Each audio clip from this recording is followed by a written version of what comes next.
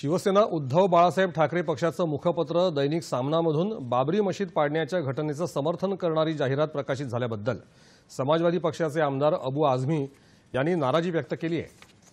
शिवसेना उद्धव बाळासाहेब ठाकरे गटानं महाविकास आघाडी, काँग्रेस, राष्ट्रवादी, शरद पवार आणि समाजवादी पार्टीची आघाडी केल्यानंतर धर्मनिरपेक्ष भूमिका घेतली होती। मात्र निवडणूक हरल्यानंतर ते पुन्हा एकदा आपल्या जुन्या भूमिकेकडे वळले आहेत असा आरोपही आझमी यांनी केला आहे। शिवसेना उद्धव बाळासाहेब ठाकरे गटाची अशीच भूमिका राहिली तर महाविकास आघाडीच्या अस्तित्वावर प्रश्नचिन्ह निर्माण होईल असंही ते म्हणाले।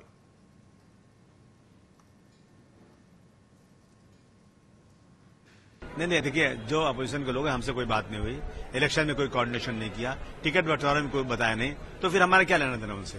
वो तो कह रहे थे कि मैं सेकुलर हो गया हूं और कांग्रेस और शरद पवार जी के साथ, समाजवादी के साथ अलायंस किया था उन्होंने, उनको हार गए तो फिर किसानी बिल्ली खंबा नोचे, फिर वो जाकर के वही बात कर रहे हैं जो पहले करते थे।